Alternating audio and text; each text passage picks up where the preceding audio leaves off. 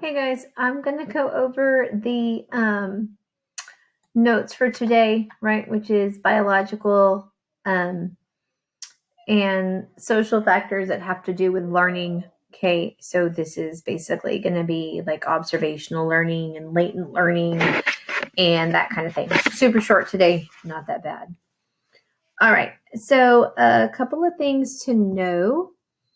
Okay, we have Robert Rescorla, who came up with basically the contingency model of learning. It's based off of Pavlov, right? And it's going to be based off of classical conditioning. But basically, he's saying that what you learn is contingent upon something else. So, like A is contingent upon B, right? When A depends on B. So, let me give you an example. Okay.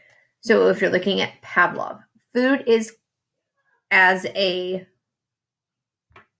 stimulus, right, is contingent upon the presence of the bell. One doesn't appear without the other.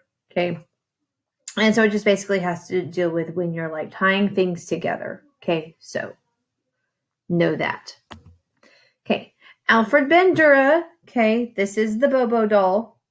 Okay. There's a video linked in the instruction page on Schoology. Go watch this. Okay. So what he basically did is, so this has to do with observational learning and imitation and modeling. Okay. So observational learning, it's learning that takes place by watching the actions and consequences of others. So it's modeling. So if you have an older sibling, odds are you probably watched them, imitated them, did what they do. It's my two kids. The little one watches the older one, does what he does. Okay. So you learn by observing other people and doing what they do. Okay.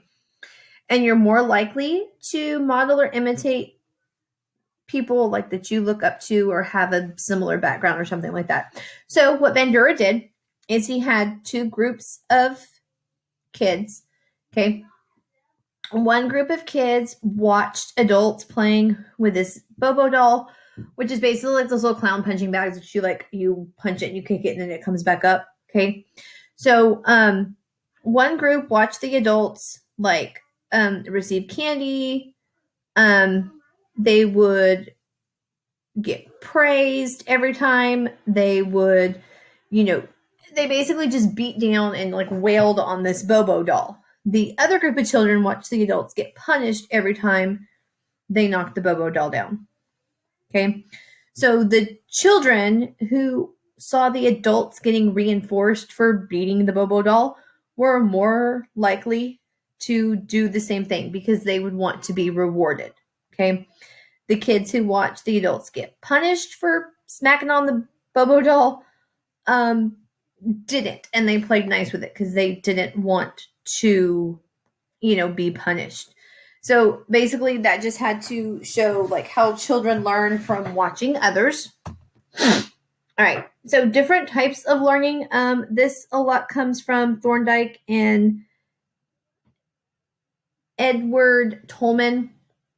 Okay. So it's basically learning that's always occurring, but it's not actually going to be shown until some kind of reinforcement is given. Okay. So for example, if you play sports, so basketball, and you practice all week, you're not going to demonstrate what you know until you play the game and then you're reinforced because the crowd cheers because you did something well and it's something that you learned in practice. Okay, so that's what latent learning is. Also, part of what they came up with is what's called a cognitive map, and that's a type of latent learning. So basically, after you've constantly been exposed to the location, you just develop a mental map. So you can picture the inside of the school in your head because you've been here enough, right? And you kind of know where everything is. So that's what latent learning is. You have abstract learning. Okay, and this is where you're taught to understand concepts such as like a tree or the concept of same. This works also in animals. They did it with pigeons where like they would reinforce them if they like went and sat close to pictures of people so like they could understand faces versus something else. Okay, so that's what abstract learning is. Insight learning is Wolfgang Kohler, and this is when you just suddenly realize how to solve a problem, right? You're sitting there taking a test and you skip over a question, you look at it, you're like, oh, I don't know it. And then, 2 pages later in the test, like, oh, I remember the answer. It just comes to you. Some of you might have had me explain this when we were doing the questions for AP Classroom. Like they did an experiment where they suspended some bananas from the ceiling and put a whole bunch of monkeys in the room. And, they just left the monkeys there to figure out, could they get the bananas? I mean, and they would jump and try everything. And then suddenly one of the monkeys would go get the box and stack the boxes and was able to get to the banana. So that's just insight learning. You suddenly realize how to do something and how to solve a problem. Okay, so that's kind of the basics of, I know this one's really short compared to everything else. It's kind of really short doing observational learning because, like I said, that's pretty straightforward and, like abstract and insight learning. So, hold on. There we go.